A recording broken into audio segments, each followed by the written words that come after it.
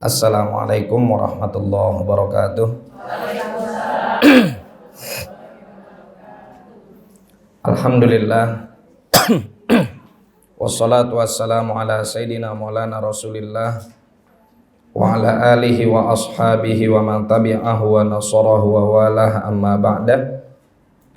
Fanawaina ta'alluma wa ta'lima wa tadhakkura wa tadhkira wa nafa' wal intifa' wal ifadata wal istifadah wal hatha ala tamassuki bi kitabillahi wa sunnati rasulih sallallahu alaihi wa alihi wa sahbihi wasallam wa du'a ilal huda wa dalalata alal khair ibtigha'a mardatillahi wa qurbihi wa thawabihi.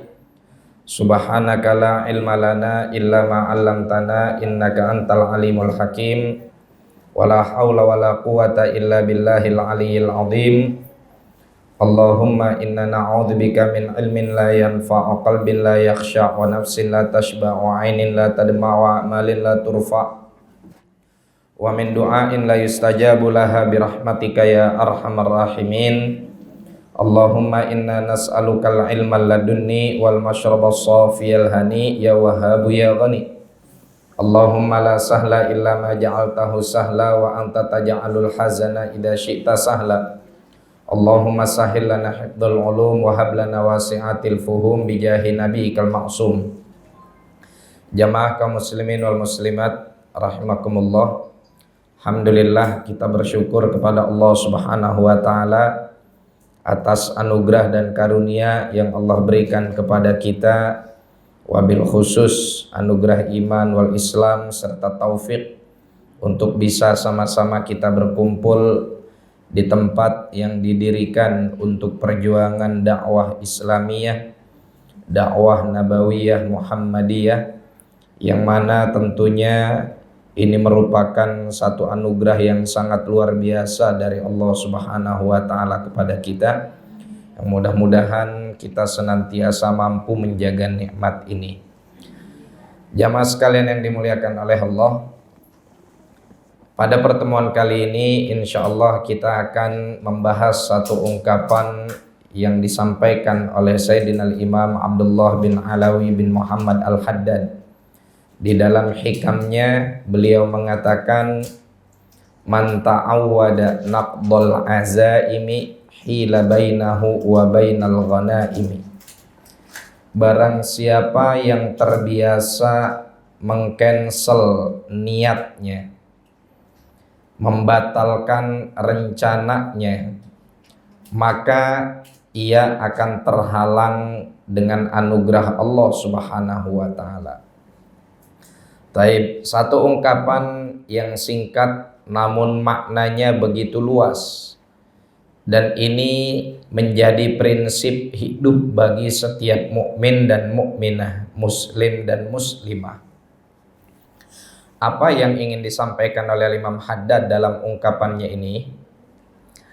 Tentunya yang ingin disampaikan oleh Al-Imam Sayyidina Al-Imam Al-Habib Abdullah bin Alawi bin Muhammad Al-Haddad di dalam hikamnya ini adalah bahwa seringkali seorang muslim memiliki sebuah rencana baik, namun pada akhirnya rencana tersebut gagal ia realisasikan, gagal ia wujudkan, bukan karena apa-apa, tapi karena pribadi muslim itu sendirilah yang kemudian menggagalkan apa yang telah ia rencanakan.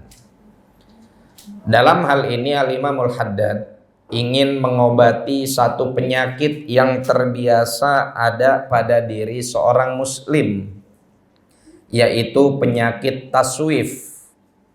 Penyakit apa, Bu? Taswif. Kita biasanya taunya penyakit itu apa? 7 keliling, pusing. Kita biasa tahu penyakit itu apa? Pilek, batuk. Sama penyakit apa lagi? Kanker, kantong kering, ya, nggak punya duit. Ada penyakit yang sangat berbahaya bagi seorang mukmin, yaitu penyakit taswif. Apa itu taswif? Kalimat taswif ini serumpun dengan kata saufa dalam bahasa Arab. Saufa ini kalau dalam bahasa Arab dan kita artikan ke dalam bahasa Indonesia itu artinya untuk menunjukkan satu perbuatan yang akan dilakukan di masa yang akan datang dengan rentang waktu yang cukup jauh. Berbeda dengan sin. Dalam bahasa Arab, sin dan saufa ini sama-sama huruf tanfis, yaitu kalimat satu huruf atau satu kata yang menunjukkan sebuah perbuatan di masa yang akan datang, tapi masing-masing dari saufa dan sa ini memiliki rentang waktu yang berbeda. Kalau sa itu rentang waktunya sedikit. Misalkan saya kasih contoh, sa'akulu, saya akan makan.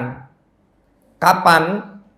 Mungkin 2 menit lagi, 5 menit lagi, 10 menit lagi, atau ntar selesai kajian. Ini masih masuk ke dalam kategori sa'akulu, saya akan makan. Tapi kalau sudah pakai saufa akulu, maka makan yang dia rencanakan tersebut bisa jadi 3 hari lagi atau seminggu lagi. Saya bilang sa'adhabu ila suqi, saya ingin pergi ke pasar.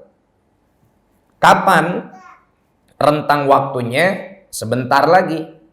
Bisa jadi pulang dari sini ibu-ibu mampir ke pasar, atau kalau udah gatel pengen buru-buru ke pasar, ya mungkin di tengah-tengah kajian pamit langsung buru-buru berangkat ke pasar. Itu namanya sa'adhabu ila suqi. Tapi kalau kalimat yang digunakan adalah saufa adhabu ila suqi, ini menunjukkan rentang waktu yang cukup jauh.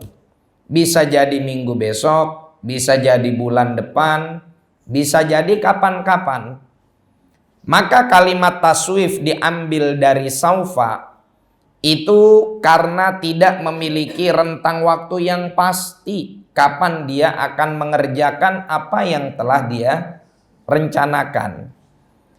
Dan suka nggak suka, sadar nggak sadar, ini merupakan sebuah penyakit yang cukup kronis yang melanda setiap muslim.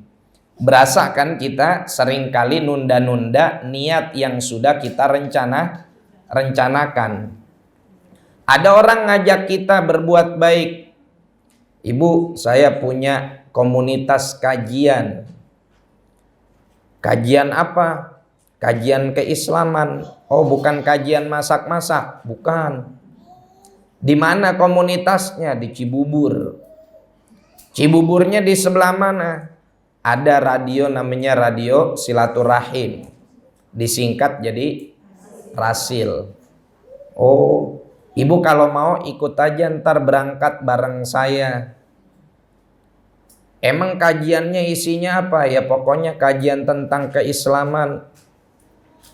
Yang isi materinya siapa? Insya Allah yang isi materinya ganteng-ganteng. Ya kalau perempuan cantik-cantik dong. Ya. Kalau mau ibu ikut bareng sama saya. Ya bu, insya Allah dah. Saya juga bete juga di rumah, nggak ngapa-ngapain. Anak-anak udah mulai pada sekolah.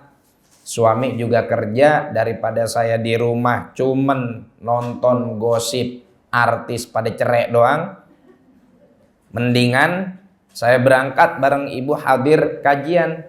Ntar saya izin dulu sama Paksu. Sama Paksu. Apa Paksu? Bukan Pak Security. Kirain Paksu Security ya. Ntar saya izin dulu sama Paksu. Izin sama suaminya, yang aku mau izin boleh nggak? Izin apa mah? Kan kalau hari Rabu anak-anak berangkat sekolah jam 6:30 udah berangkat. Kamu juga jam 6 udah berangkat kerja. Aku juga pagi udah masak, udah beres nyuci, udah beres beberes-beres rumah, boleh nggak kalau jam 9 aku berangkat hadir kajian di Rasil, cuman setengah jam kok dari rumah. Oh, di mana Rasil itu? Cibubur, kesonoan dikit. Oh ya udah, boleh. Sama siapa? Sama Bu Yanti. Ada Bu Yanti. Oh, saya menebak-nebak aja. Oh ya udah, silahkan kalau gitu. Pulangnya jam berapa? Sebelum zuhur juga udah Sebelum zuhur juga udah pulang. Emang ngapain mau hadir kajian di sana? Ya hitung-hitung silaturahim, nambah wawasan, nambah keilmuan, jangan otak kosong-kosong bang. Kosong-kosong banget. Lagian kalau di rumah ya terus terang aja, aku agak bete ya, karena pekerjaan rumah udah selesai, paling tinggal nonton TV. Nonton TV juga tayangannya gitu-gitu aja. Tayangannya ntar artis cerai, ntar ini, ntar itu ya. Ntar ada yang konflik. Aduh, aku mending hadir kajian kalau boleh. Ya udah silakan. Di WA tuh ke Bu Yanti. Bu, aku dapat izin dari suami. Kapan kajiannya? Oh, Rabu besok. Rabu besok. Begitu hari Rabu tiba, pagi-pagi dia WA ke Bu Yanti. Ibu, mohon maaf deh, saya kayaknya belum bisa mulain ngaji bulan ini. Kenapa Bu? Aduh, susah ngejelasin alasannya. Padahal nggak ada alasan. Nah, ini sering kali terjadi pada diri kita. Kita merencanakan pengen baca Al-Quran, pengen punya wirid harian di dalam membaca Al-Quran. Pokoknya mulai hari ini saya hitung per tanggal 1 Januari ya, saya pengen mulain wirid Al-Quran yang saya rencanakan 1 hari 1 juz, sehingga 1 bulan saya hatam. Begitu tanggal 1 Januari, hari Rabu tuh kan, udah dia rencanain nih, pokoknya setiap habis sholat 2 lembar. 2 lembar berapa halaman Bu? 4 halaman. Pakai mushaf Madinah itu biasanya per juz itu ada 10 lembar. Berarti kalau 1 waktu sholat 2 lembar, 5 waktu sholat berapa lembar? 10. Berarti dapat 1 juz. Subuh nih, as-salatu khairum minan naum. Udah selesai sholat, lihat mushaf, aduh ngantuk banget, semalam habis bakar jagung.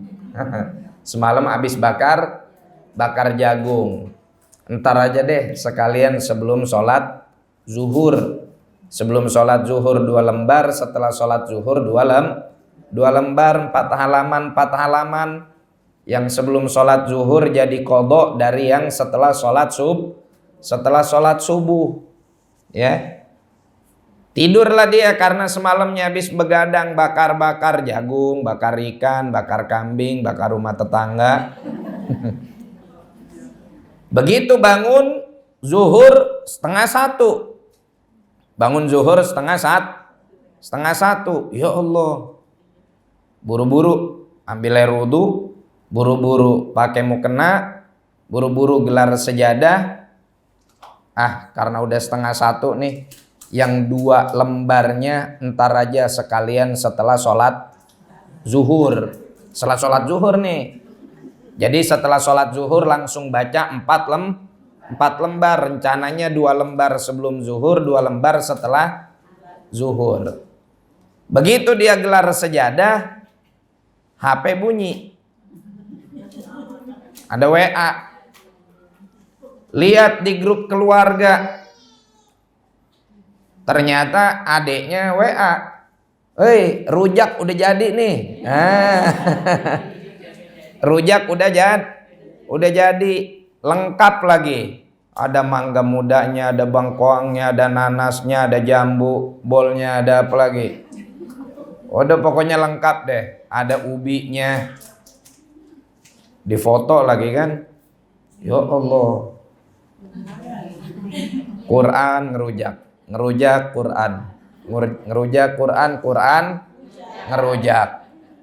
Mana fotonya ngegoda banget ini. Udah akhirnya sholat aja lah dulu lah. Sholat. Selesai sholat, pokoknya Quran dibuka dah tuh. Bismillahirrahmanirrahim. Baca Fatihah surah pertama. Begitu masuk surah kedua Al-Baqarah, Alif Lam Mim. Telepon masuk. Aduh.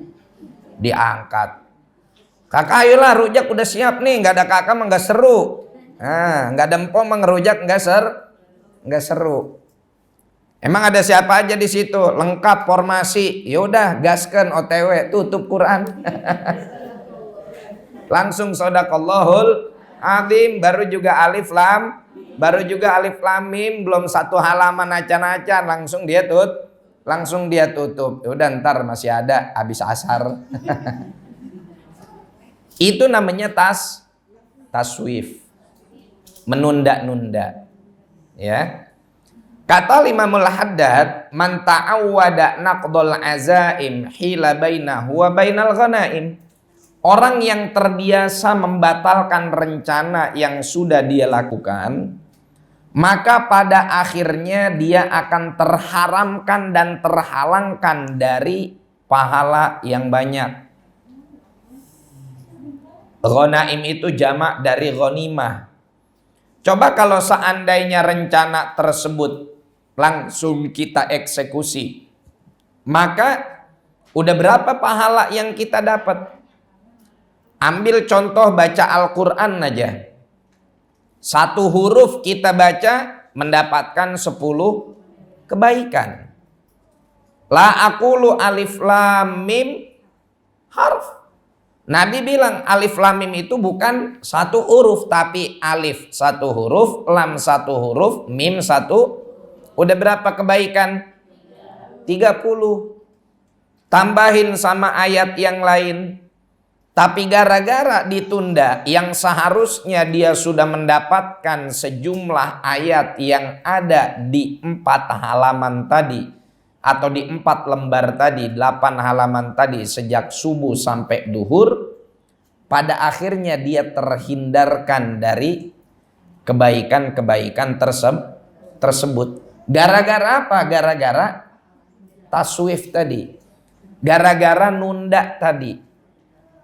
Oleh karena itu, ketika Allah Subhanahu wa taala memerintahkan baginda Nabi Muhammad sallallahu alaihi wasallam agar apabila sudah menyelesaikan satu perbuatan maka segeralah lakukan perbuatan kebaikan yang berikutnya, Allah perintahkan dengan menggunakan huruf athof litartib alal faur. Huruf athof itu kalau dalam bahasa Arab untuk mengaitkan antara kata yang sebelumnya dengan kata yang sesudahnya, tapi ada yang jenisnya litartib, secara berurutan. Dan secara berurutannya ini ada 2 model huruf. Ada yang berurutan secara langsung dengan rentang waktu yang sedikit, ada yang berurutannya secara memiliki jeda waktu yang cukup panjang. Apa huruf athof tersebut? Fa. Ini litartib alal faur. Berurutan namun jeda waktunya sedikit, segera langsung setelah itu.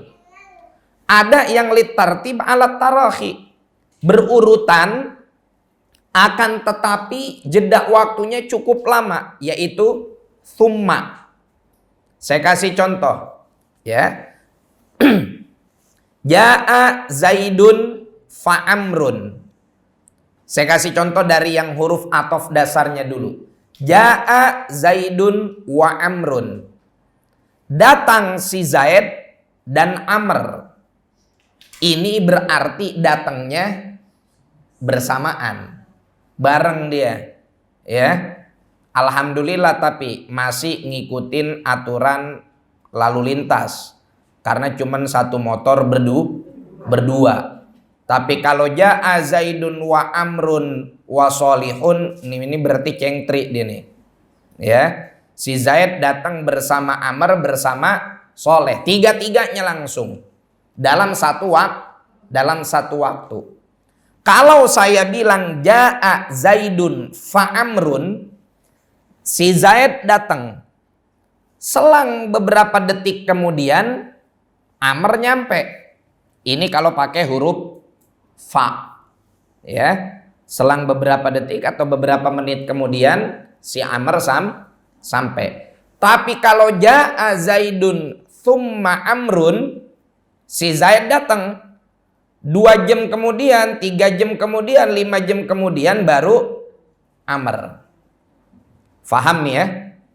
Huruf yang digunakan di dalam bahasa Arab untuk urutan kedatangan atau urutan perbuatan atau urutan apapun ada 2. Ada yang berurutan dengan waktu yang sangat singkat, ada yang berurutan namun waktunya panjang. Di dalam Al-Quran, ketika Allah Subhanahu wa Ta'ala perintahkan Nabi Shallallahu Alaihi Wasallam untuk melakukan sesuatu setelah berazam, Allah gunakan huruf fa. Fa'idha azamta fatawakkal 'ala Allah. Kalau kamu sudah berazam, segeralah bertawakal kepada Allah Subhanahu wa Ta'ala. Artinya jangan ditunda-tunda. Taib, Mas Ridho, ini kan azamnya Rasulullah dan perintahnya adalah perintah tawakal. Mana eksekusi dari perbuatan yang diazamkannya? Nah, ini penting. Kita baca dulu ayatnya secara komplit dan lengkap. Ya.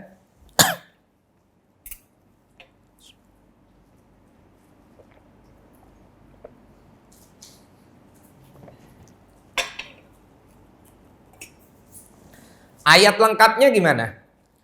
Fabima rahmatin minallahi lintalahum walau kunta faddan ghalidhal qalbi lang faddu min haulik fa'fu anhum wastaghfir lahum wasyawirhum fil amr. Baru fa idza azamta fatawakkal 'alallah. Kalau bukan karena rahmat Allah, ya, maka kamu wahai kekasihku nggak bisa berperilaku lemah lembut kepada mereka. Artinya kasih sayangnya Rasulullah, lemah lembutnya baginda Nabi ini adalah rahmat dari Allah Subhanahu wa Ta'ala untuk beliau. Karena memang Nabi Muhammad adalah representasi kasih sayang Allah. Wa ma arsalnaka illa rahmatan lil alamin. Walaupun tafaddan ghalidhal qalbi, andai saja kamu ini orangnya bengis, hatinya kaku. Ya. Udah bengis, kaku. Persis kayak kanebo kering. Nah, ini namanya faddun ghalidhul qalb.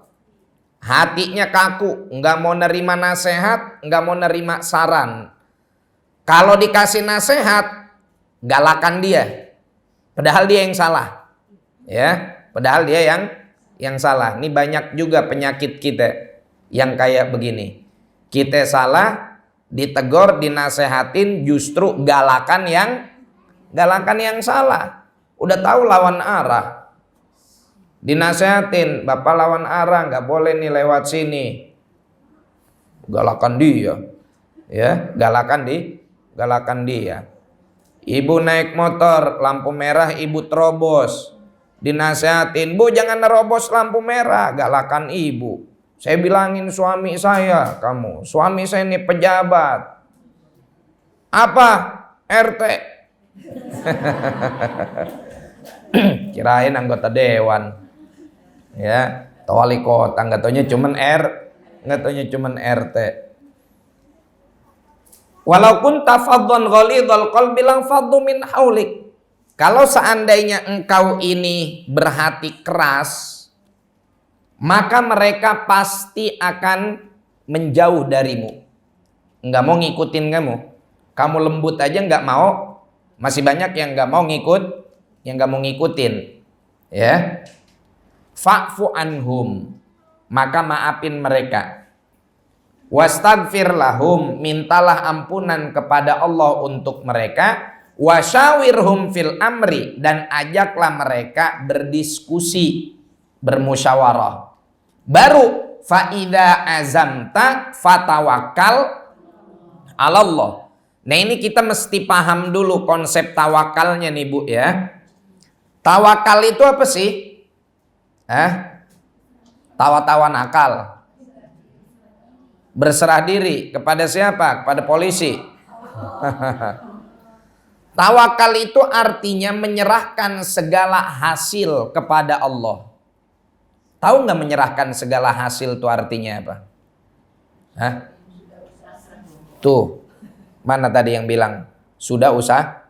Sudah usaha. Orang nggak ada usaha, gimana mau ada hasil?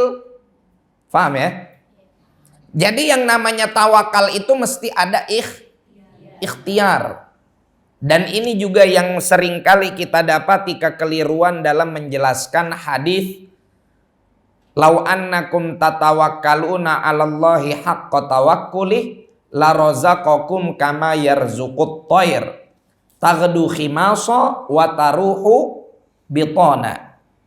Kalau seandainya kalian ini bertawakal kepada Allah dengan sebenar-benarnya tawakal, maka Allah akan berikan kepada kalian rizki seperti Allah berikan rizki kepada seekor burung. Taghdu khimaso, pergi perutnya kosong. Wataru ubitona, pulang teliknya penuh, kenyang. Akhirnya banyak atau ada beberapa yang menjelaskan hadis ini, udah Bu, rezeki jangan ditakutin, tawakal aja kepada Allah Subhanahu wa taala, burung aja dikasih rizki, ya. Udah yang penting mah banyakin ibadah, ntar juga rezeki mah datengin sendiri. Coba kita lihat hadis ini sama-sama. Ini burung yang dijadikan contoh oleh Rasulullah, kalimatnya apa? Taghdu khimaso, dia keluar dalam keadaan lapar. Tuh burung keluar ngapain? Main catur. Tuh burung keluar ngapain? Main kerambol. Itu burung keluar ngapain? Ikhtiar. Usaha. Taghdu khimaso, dia pergi berikhtiar, pulangnya kenyang. Nih kita tawakal tapi nggak ada usaha, cuman oncang-oncang angge doang di rumah. Ya. Terus kemudian kita nggak ngapa-ngapain, lalu mengandalkan rizki datang sebegitunya dengan luar biasa, yang nggak ada. Kecuali memang kita adalah orang yang ditempatkan oleh Allah Subhanahu wa taala fi maqamit tajrid, dalam kondisi dan keadaan yang mana memang kita ini dari ciri-ciri keadaan kita sepertinya emang kita mah udah nggak cocok buat nyari duit. Ya, misal saya kasih contoh sederhananya gini. Orang ada ustadz ya, berilmu, bisnis sarung gagal, bisnis baju koko gagal, istrinya disuruh jualan kue gagal, ya. Niatnya apa? Dia niatnya membuka usaha supaya ngajarnya jadi lebih ikhlas. Gagal mulu. Tapi kalau giliran ngajar ngaji, masya Allah, yang hadir banyak. Nah, ini salah satu ciri-ciri dari makom tajrid. Udah ente mah berarti jadi ustadz lekar aja udah. Ya, udah jangan mingser dari tempat duduk ngajar. Udah jangan pakai mikirin dagang juga bangkrut mulu. Ya, itu setidaknya itu sebagai contoh aja. Atau makomut tajrid misalkan ya seperti anak-anak yang belum cari nafkah, itu dapat rizki dari Allah Subhanahu wa taala, ya. Tapi buat orang yang umumnya kayak kita ini masih pada makom ikhtiar, ya. Masih harus gerakin badan kita, gerakin tubuh kita. Intinya gini, Tawakal itu adalah menyerahkan hasil kepada Allah Subhanahu wa taala setelah adanya ikhtiar. Wan Nabi sallallahu alaihi wasallam ketika diperintahkan oleh Allah fa idza azamta fatawakkal 'alallah, apa yang diazamkan sama Nabi dan apa yang diperintahkan oleh Allah kepada Rasulullah untuk beliau bertawakal terhadap hasilnya. Lihat perintahnya pada ayat yang kita baca di awal tadi, atau bagian pertama dari ayat ini apa? Fa'fu anhum wastaghfir lahum wasyawirhum fil amr.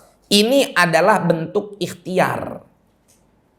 Allah perintahkan kepada Nabi, fa'fu anhum, maafin mereka, wastaghfir lahum, ya, kemudian minta ampunan buat mereka, wasyawirhum fil amri, ajak mereka diskusi. Fa'idha azamta, kalau kamu sudah niatin ini, melakukan perbuatan-perbuatan tadi, fatawakkal 'alallah, maka serahkan hasilnya kepada Allah Subhanahu wa ta'ala. Kapan menyerahkan hasilnya kepada Allah? Manakala azam tersebut dieksekusi, manakala azam tersebut diwujudkan. Kalau azamnya nggak diwujudkan, ya gimana mau bertawakal kepada Allah? Allah perintahin Nabi Muhammad untuk ngasih maaf buat mereka, tapi Nabi nggak maafin. Misalkan Nabi diperintahkan untuk mintain ampunan buat mereka, tapi Nabi nggak melakukan. Tapi Nabi kemudian nggak ngajak mereka diskusi. Bagaimana mau terwujud ketawakalan dari azam tersebut kalau tidak diikhtiarkan? Wan Nabi Shallallahu Alaihi Wasallam mengikhtiarkannya, melakukannya, mewujudkan dan mengeksekusi apa yang beliau azamkan, baru kemudian diserahkan hasilnya kepada Allah. Ini yang pertama. Yang kedua, di dalam Al-Quran kita sering baca fa'idha faraghta. Kenapa bukan thumman sob? Ya, karena itu tadi alasannya. Huruf fa itu menandakan tartib alal faur, berurutan tapi jeda waktunya tidak lama. Udah selesai ngerjain sesuatu, buru-buru kerjain yang berikutnya, jangan ditunda-tunda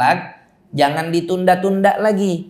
Ya, fa idza faraghta, dan apabila engkau telah selesai, udah kosong, fansab, maka bersegeralah untuk melakukan yang berikutnya. Gitu. Jadi inilah perintah Al-Qur'an kepada kita, perintah agama kepada kita untuk tidak menunda-nunda azam dan rencana kebaikan yang kita rencanakan. Kenapa? Itu tadi. Sebagai contoh dan ilustrasi yang kita sampaikan tadi, berapa banyak rencana kebaikan yang sudah kita ingin lakukan, tapi kemudian kita sendiri menunda-nundanya, pada akhirnya kita hanya dapat sedikit dari kebaikan tersebut. Atau bahkan gak dapat sama sekali. Ya, gara-gara pada akhirnya kita gak bisa ngerjain. Tadi masih mending sebelum ngerujak dapat alif lam mim. Sebelum ngerujak dapat alif lam mim. Coba kalau seandainya ibu ngerencanain satu kebaikan tapi tiba-tiba ibu tunda, lalu setelah ibu tunda jatuh sakit. Nah, sakitnya nggak tanggung-tanggung lagi, sakitnya banyak, stroke. Sakit stroke, udah nggak bisa bergerak kalau sakit stroke kan. Ya, stroke. Nasallallahu as-salamah wal afiyah. Mudah-mudahan Allah sehatin kita terus. Ya. Akhirnya nggak jadi tuh rencana yang kita ingin lakukan. Kenapa? Gara-gara kitanya sedari awal sudah suka menunda-nunda. Makanya kalau kita sudah punya azam, sudah punya rencana, buru-buru kerjakan. Yang selanjutnya, resep untuk kita merencanakan sesuatu, mulailah dari yang paling ringan dulu. Kalau bahasa anak zaman sekarang, jangan FOMO. Tahu FOMO? Ikut-ikutan tren, ya. Ada tren apa nih? Tren one day, one juice. One day, one day apa one day? Ya pokoknya begitulah. One day, one juice. Ya. Satu hari, satu juz. Ibu pastiin dulu. Bisa nggak satu hari satu juz? Ya. Pastiin dulu nih. Kalau ibu merasa bisa, ya silahkan. Tapi kalau ibu masih belum bisa, ya baca Quran saya masih geged. Ya. Baca Quran saya masih terbata-bata. Kalau satu hari satu juz cuma dapat 2 bata. Ya. Bacaan saya masih belum lancar. Oh, saya mau pakainya yang sehari 1/4 juz dulu dah. Ya kan gak semuanya levelnya kayak ibu. Iya, kalau ibu mah kan udah kawakan Islamnya. Udah senior, ya. Kita juga harus kasih keringanan buat yang lain. Ini kadang mohon maaf, Bu, ya. Sering ada, kita ini jangan suka mengukur kemampuan orang lain dengan kemampuan diri kita, ya. Seringkali kita mengukur kemampuan kita dalam keistiqomahan dan kegigihan dalam ibadah, terus kita menganggap orang lain yang gak sanggup ngikutin kemampuan kita sebagai satu kekurangan. Nah, ini sebagai seorang mukmin tidak berperilaku demikian. Kecuali kalau kita lihat dia punya kemampuan untuk bisa sampai ke level tersebut, baru kita motivasi. Segitu mah kedikitan tong, ya. Kalau emak dulu zaman emak ngaji, emang ngajinya cuman ngaji tuturutan doang, ya. Alif lempeng, bak bengkok, nasi mateng, tinggal nyendok. Ya. Kalau entong makan ngajinya udah enak. Udah ada metode yang lebih bagus, yang lebih baik. Masa sekarang baca Qur'annya cuman segitu? Emak mah baca Qur'an cuman sehari sejuz juga emang matanya udah banyak yang kabur. Kamu mah matanya masih sehat, masih seger, tambahin. Jangan kayak emak mah aja sehari sejuz, kamu mah tambahin lagi sehari sejuz 2 ayat. Ya lumayan namanya masih nambah, ya enggak? Lah kalau ayatnya ayat utang panjang. Ayat paling panjang ayat apa? Ayat utang, ya. Ayat tentang utang ayat paling panjang karena memang urusan utang urusan yang paling panjang. Gitu ya. Udah tuh, kita rencanain. Orang misalkan lagi ada tren nih 1 hari 1 juz. Kita jangan langsung istilah anak muda zaman sekarang tadi apa? FOMO, ikut-ikutan yang lagi tren. Ya, saya ukur dulu kemampuan saya. Oh, bacaan saya masih terbata-bata. Saya sehari 1/4 juz aja deh. Yang penting istiqomah, bukan muda. Istiqomah. Istiqomah. Itu yang penting. Jadi memulai sesuatu tuh dari yang kecil dulu, dari yang dikit dulu. Kita punya guru-guru, Bu. Itu kalau murojaah, kalau baca kitab, ya sampai sekarang, mereka itu dari 24 jam tidurnya cuma sejam. Dari 24 jam tidurnya cuma sejam. Itu ngelatihnya gimana? Apakah langsung dalam seminggu dia melek terus tidur cuma sejam, kalau udah sejam nyalain alarm bangunin lagi? Kalau orang yang ngelatihnya dengan cara kayak begitu, saya pengen kayak guru saya. 1 hari tidur, 1 hari semalam tidurnya atau sehari sejam semalam sejam. Kita coba itu seminggu, setelah seminggu bisa masuk rumah sakit. Ya, bisa masuk rumah sakit. Ya. Tapi cara mereka ngelatih gimana? Cara mereka ngelatih itu tidurnya dikurangi semenit-semenit. Kalau misalkan mereka terbiasa tidur jam 11 nih. Tidur jam 11 harus tidur. Ya. Misalkan sekarang biasa bangun jam 3:30. Ntar nyalain alarmnya jam 3:29. Nggak apa-apa. Segitu dulu. Ya. Diistiqomahin selama berapa lama? Selama 2 minggu sampai dia misalkan benar-benar bisa jam 3:29 langsung bangun. Karena kalau masih tahap percobaan itu di awal-awal biasanya nggak langsung bangun, gegoseran doang, ya kan? Ngulet doang, habis itu matiin alarm. Ya, kok main lihat-lihatan? Lagi mengakui dosa masing-masing apa gimana?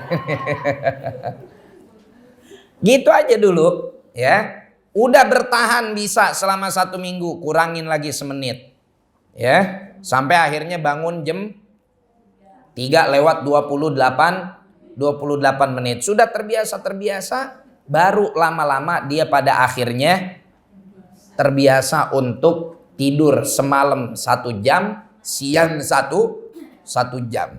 Gitu. Jadi mulainya itu bitadrij, khutwah, step by step, dikit-dikit. Jangan langsung. Kalau langsung mabok, ya. Kalau langsung puyeng. Sama dalam hal kebaikan apapun yang ingin kita istiqomahkan, mulain dulu dari yang sedikit, dari yang kecil. Yang penting istiqomah. Nah, kenapa agama mengajarkan kita faidza faraghta fansab? Apabila kita telah selesai melakukan satu perbuatan yang baik, maka harus kita segerakan melakukan yang berikutnya. Karena al-faragh mufsid. Kekosongan itu akan merusak. Ya. Setan lebih gampang ngegoda orang yang kosong. Baik kosong pikirannya ataupun kosong aktivitasnya. Ya. Kosong pikiran, kesurupan. Ya, ngapa ini kesurupan? Tadi pikirannya kosong. Melongo aja. Satu lagi ditanya, ini kenapa kesurupan? Oh, tadi rekening sama dompetnya kosong. Ini kesurupan jurig icis itu. Tapi waktu yang kosong juga gampang untuk pada akhirnya melakukan kemaksiatan. Ya. Kenapa? Karena waktu yang kosong kita nggak ngapa-ngapain itu pada akhirnya iblis gampang menggoda. Oleh karena itu bersegeralah makmurkan setiap waktu kita. Dan kalau kita lihat para aulia sholihin, mereka itu Bapak Ibu sekalian adalah orang yang paling hebat dalam memanfaatkan waktu. Ya. Kata Imam Syafi'i rahimahullahu taala rahmatal abrar, istafattu minas sufiyati, saya mendapatkan faedah dari seorang sufi. Apa itu? Al waktu kasaifi illam taqtahu qata'ak. Waktu itu laksana sebilah pedang. Kalau bukan kamu yang mematahkannya, maka pedang itu yang akan mematahkanmu, yang akan ngebabat kamu. Tuh, waktu itu ibarat pedang. Kalau kita bisa manfaatkan dengan sebaik-baiknya, maka dia akan menjadi berguna buat kita. Ya. Atau apapun yang sejenis dengan pedang, pisau jagal kah, pisau dapur kah. Kan kalau kita bisa manfaatinnya bagus ya Bu ya. Ya. Pisau di tangan orang yang bisa manfaatinnya. Dia motong jantung pisang jadi sayur lodeh. Ya. Dia potong dada ayam jadi opor. Udah lapar semua kayaknya ini.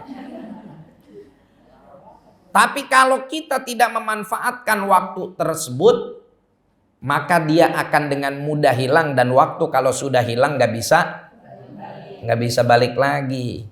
Duit hilang masih bisa balik nggak? Masih bisa. Ya. Maksudnya bukan hilang terus bisa balik lagi yang dicari, itu melain lagi. Nih kita nih dompet kita hilang misalkan, di dalamnya ada duit 500.000, masih ada kemungkinan untuk balik duit yang sama. Bukan kita nyari lagi untuk dapat lagi 500.000 lagi, enggak, bukan. Tapi duit yang ada di dompet kita yang 500.000 ditemuin sama orang, ditelepon kita, ya, atau disampaikan ke orang yang tahu, pengumuman di radio Rasil, ya, ditemukan dompet dengan nama Astuti, misalkan, ya, isinya masih bisa balik. Motor hilang masih bisa balik nggak? Masih. Mobil hilang masih bisa balik? Masih. Suami hilang? Waduh. Oh, nggak usah balik. Malah nggak usah balik katanya. Seberat itu ujian rumah tangga Anda. Sampai suami hilang katanya nggak usah balik. Milih suaminya balik apa milih ibu samperin? Oh, nyari lagi. Tapi kalau waktu yang hilang masih bisa balik nggak? Nggak mungkin. Kita ganti waktu yang berikutnya, udah beda. Sudah berbeda. Maka dari itu ada seorang wazir, perdana menteri, ya, seorang menteri, tapi soleh, mutadayin, agamis, religius. Kata dia apa? Wal waktu anfasu ma'unita bihifdihi wa arahu ashala ma'alaika yadhi'u. Waktu adalah sesuatu yang paling berharga yang harus kamu jaga. Wa arahu ashala ma'alaika yadhi'u, dan saya merasa bahwa waktu ini adalah yang paling gampang hilang dan terbuang. Yang paling gampang hilang dan terbuang. Ibu kumpul dari jam berapa di sini? Dari jam 9. Baca apa aja? Ada yang setengah 9. Udah baca apa aja? Baca Yasin mulai jam berapa? Mulai jam 9. Oke. Sampai jam berapa? Setengah 10. Setengah 10 ke jam 10 sampai saya nyampe sholawatan. Ada yang mimpin? Yang dipimpin ikut nggak? Semuanya. Ada yang nggak ngikut? Ada aja, nggak usah kita tunjuk yang mana yang nggak ngikut. Ya. Yang nggak ngikut beda pahalanya sama yang ngikut. Yang ikut udah berapa dapat syafaat dari Nabi Sallallahu Alaihi Wasallam, udah dapat balasan sholawat dari Allah Subhanahu wa Ta'ala. Man sholla alaiya sholatan wahidah sallallahu alaihi asyra wa salam. Orang Indonesia ini sotoy. Orang saya lagi baca hadis, ibu main lanjutin aja. Saya kira apal hadisnya. Ya. Barang siapa yang bersolawat kepadaku satu solawat, maka Allah Subhanahu wa Ta'ala akan bersolawat kepadanya sebanyak 10 kali. Tuh. Nah, ini orang yang tadi ikut solawatan, ya, sholatullah salamullah ala toha rasulillah, sholatullah salamullah ala yasin habibillah.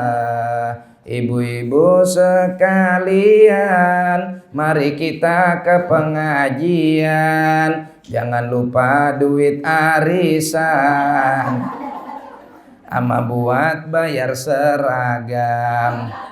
Ya kan kalau di musola begitu selawatannya ya. Baru lanjutin lagi sholatullah. Ada yang ngikutin, ada yang enggak. Yang ngikutin dapat pahala dia baca sholawat. Yang enggak ngikutin, bisa enggak dibalikin tuh waktu yang tadi lewat dari dia untuk dia baca sholawat lagi?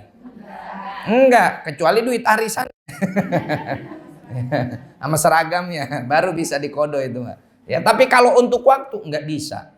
Maka dari itu para aulia, para sholihin, para ulama rahimahumullah taala rahmatal abrar, mereka menjaga waktu itu sangat betul-betul luar biasa. Nggak boleh ada sedetik pun berlalu kecuali di situ ada manfaat, kecuali di situ ada taqarrub ilallah, kecuali di situ ada hal yang memberikan dia manfaat dunia dan akhirat. Nah, maka mulai saat ini kita buang penyakit apa tadi, Bu? Apa bahasa Arabnya? Penyakit taswif. Ganti sama tas Hermes. Ya, hilangin penyakit taswifnya. Solusinya, resepnya dengan apa tadi? Mulailah dari yang paling ringan, namun diistiqomahkan. Kalau sudah mulai istiqomah, tambahin sedikit demi sedikit. Wallahu a'lam bishawab. Di sisa waktu ini silakan ada pertanyaan. Fadhal.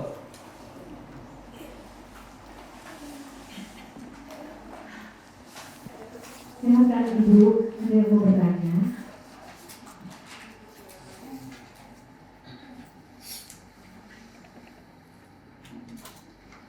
Jadi, untuk kalau tadi saya ini tadi Ustaz Makom Mutajir terjemahannya apa Ustaz? Yang tentang Oke, sebetulnya istilah tajrid ini di dalam ilmu tasawuf itu ada dua istilah ya. Ada istilahnya maqamul asbab dan maqamut tajrid. Maqam asbab ini adalah posisi ketika kita saya belum nemu terjemahannya dalam bahasa Indonesia dengan satu kata, sehingga yang bisa mungkin saya jelaskan aja gitu. Maqam asbab ini adalah posisi di mana kita harus berikhtiar, ya, melakukan ikhtiar. Kayak suami, ya. Orang kalau udah jadi kepala rumah tangga, ini namanya dia berada di maqamul asbab. Jangan sok-sokan dia pengen maqam tajrid. Nah, tajrid ini apa? Itu tadi istilahnya maqam dan keadaan di mana seseorang lebih cenderung diperintahkan untuk istiqomah melakukan beberapa hal yang di hal lain dia nggak harus mengikhtiarkan itu. Makanya tadi paling gampangnya kita contohin ya, karena ada beberapa asatidzah, ada beberapa guru, ada beberapa pendakwah ya, dan kita jangan kemudian menstigma dia, oh dia nggak nyari duit berarti dia ngajar jual agama. Enggak gitu. Memang dia ini kalau dagang rugi mulu. Ya, bangkrut mulu. Akhirnya dinasihatin sama gurunya, udah ente mah ngajar ngaji aja. Tapi ingat, dalam ngajimu itu jadikan lillahi ta'ala. Jangan ngarepin besek, jangan ngarepin amplop, jangan ngarepin kue lemper, jangan ngarepin kue bola, jangan. Ya, jangan ngarepin apa lagi nih namanya nih? Onde, ini apa dah? Dadar gulung, jangan diarepin ini mah, jangan diarepin, ini mah dimakan. Lah diarepin doang nggak dimakan mah nggak kenyang. Ya, maksudnya jangan mengharapkan duniawi. Insya Allah urusan semua yang kamu pengenin maksudnya pasti tercukupi. Nah, ini namanya maqam tajrid. Akhirnya ya dia yaudah di rumahnya, di pesantrennya atau di kobongnya ngajar aja. Tiba-tiba ada yang ngajak umroh, tiba-tiba ada yang ngajak haji, tiba-tiba ada yang ngasih tanah, tiba-tiba ada yang nawarin nikah lagi. Cuman nggak berani. Ini namanya maqam tajrid. Tapi kalau orang yang kayak kita ini ya, namanya maqam asbab, di mana kita masih harus berikhtiar, berikhtiar. Jadi orang yang ada di maqam asbab jangan kemudian belagu-belagu pengen di maqam tajrid. Suami, ustadz bukan, kiai bukan, punya pesantren bukan, tapi punya anak 7. Ya kan, banyak anak banyak rezeki. Banyak anak banyak rezeki, ini maqam tajrid bagi orang yang ditempatkan dalam posisi contohnya guru tadi atau kiai tadi. Tapi kalau seorang suami yang bukan di makom tajrid, maka kalimat yang layak buat dia banyak anak, banyak rezeki yang harus dicari. Paham? Banyak anak, banyak rezeki, titik. Buat siapa? Buat yang di makom tajrid. Tapi kalau buat yang di makom asbab, banyak anak, banyak rezeki yang harus dicari. Jadi kalau suami di rumah belaga-belagu pakai kagak mau ikhtiar, nggak mau nyari nafkah, nggak mau nyari duit, udah sama duha aja, duha aja, duha, habis duha ngudud, ya ngerokok, habis ngerokok ngopi, nggak mau nyari nafkah, nggak mau nyari duit. Nah ini nggak betul, nggak diperkenankan di dalam agama. Ya, dia harus usaha cari nafkah. Dia berikhtiar cari yang halal. Sebetulnya ini dibahas oleh Imam Ibnu Athaillah Sakandari di dalam hikamnya, iradatu kat tajridi atau iradatu kat tajrida ma'a iqamatillahi iyyaka fil asbab minasyahwatil khafiyah. Kalau kamu adanya di makom asbab tapi belagu-belagu pengen jadi wali yang di makom tajrid, ini namanya syahwat ibadah yang tersembunyi. Jadi syahwat dalam ibadah juga nggak baik karena motivasinya bukan lillah. Wa iradatu kal asbab ma'a iqamatillahi iyyaka fit tajrid inhitatun minal himamil aliyah. Kalau Allah sudah tempatin kamu di makom tajrid tapi masih pengennya yang asbab, ini namanya turun level. Gitu ya. Kalau buat kita yang ada di sini masih model-modelan makom asbab ya, masih kudu bergerak, masih kudu ikhtiar, jualan sarung, ya jualan baju koko, ya jualan peci, ya jualan kitab ya. Asal jangan jualan proposal aja. Asal jangan jualan proposal ya. Proposalnya jualan, tapi pesantrennya pesantren tuyul. Tahu pesantren tuyul? Pesantren tuyul itu yang proposalnya adanya di mana-mana, tapi santrinya nggak ada. Ntar kalau giliran duit dari proposalnya cair, baru dah tuyulnya dipanggil-panggilin. Yatim-yatim sekitar dipanggilin, cairnya per anak 100.000, yang nyampe ke anaknya cuman 25.000, sisanya 75.000 pajak option.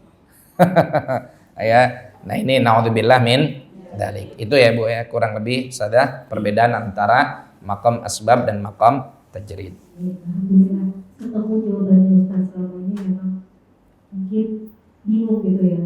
Ya itu yang terjadi pada kami gitu ya, ada karena mengajar TPA gitu kan ya, jadi untuk melakukan usaha itu selalu terkadang ya gitu gagal, jualan apa juga nggak bisa, tapi ternyata mungkin untuk pasar di sini, walaupun mungkin kami bukan guru atau bukan kiai atau mungkin bukan punya pesantren, tapi mungkin menenangkan hati kami dosen yang mungkin di sini. Iya. Istiqomahkan aja berarti apa yang sudah ditempatkan. Nah.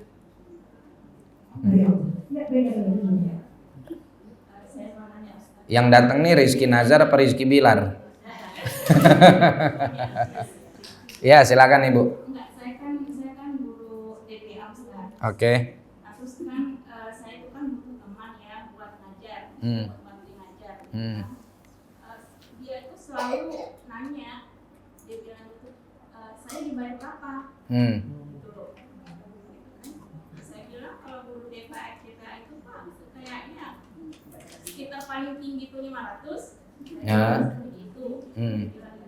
Dia bilang itu mas saya kan butuh transport. Dia bilang kan gitu. Kita kan nggak jadi. Terus ada lagi yang mau masuk. Dan kebetulan suaminya meninggal, punya anak.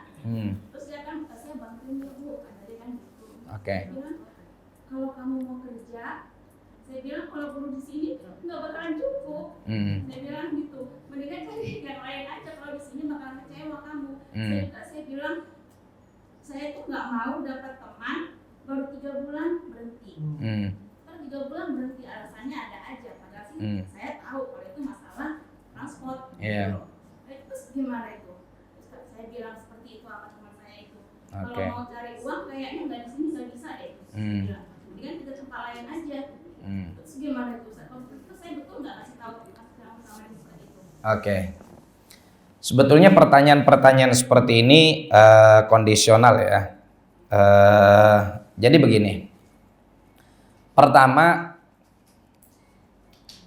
kita nggak bisa, pertanyaan ibu nggak bisa menjadi jawaban bagi pertanyaan orang lain dengan kasus yang sama, meskipun kasusnya sama, karena latar belakangnya bisa berbeda.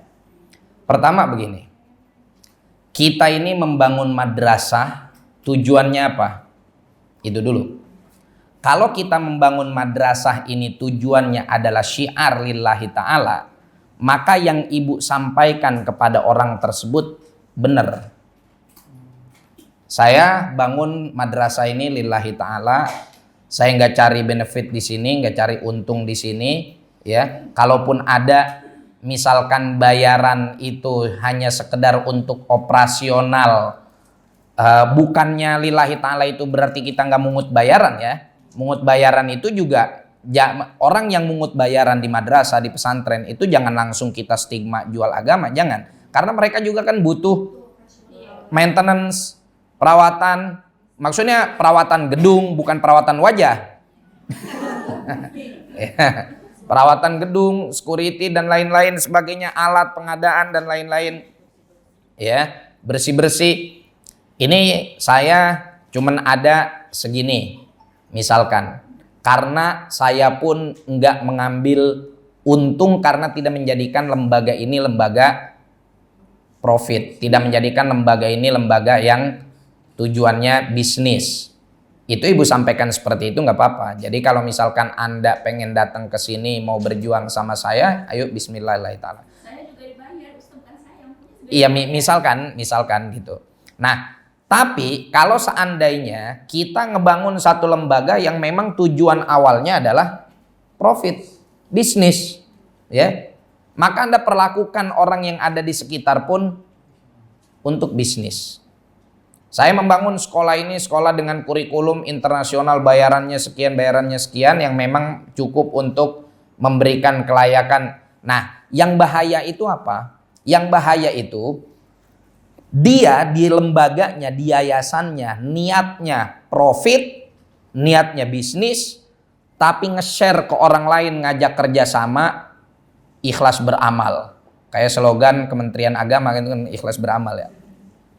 Maksudnya dia pribadi menjadikan sekolahnya atau menjadikan pesantrennya atau menjadikan lembaganya sebagai lahan profit, lahan bisnis.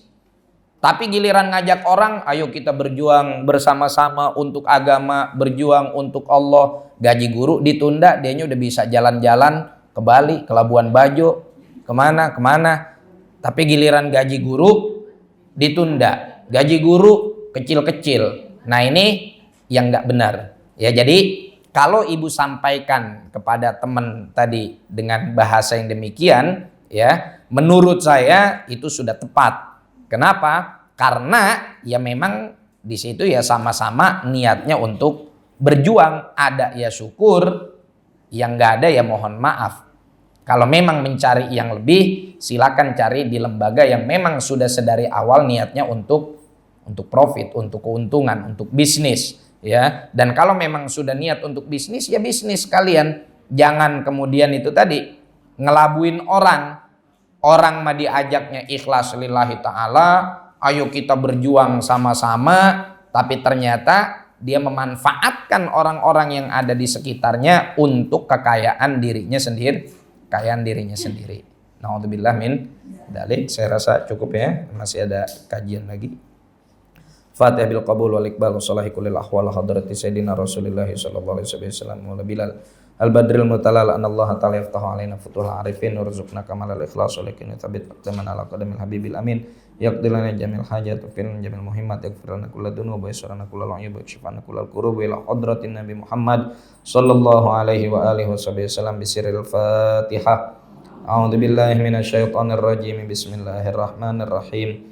Alhamdulillahi rabbil alamin arrahmanir rahim maliki yaumiddin. Iyyaka na'budu wa iyyaka nasta'in ihdinas siratal mustaqim. Shiratal ladzina an'amta 'alaihim ghairil maghdubi 'alaihim waladdallin. Amin. Subhanakallahumma bihamdika asyhadu an la ilaha illa anta astaghfiruka wa atubu ilaik. Wal 'afu minkum. Assalamualaikum warahmatullahi wabarakatuh.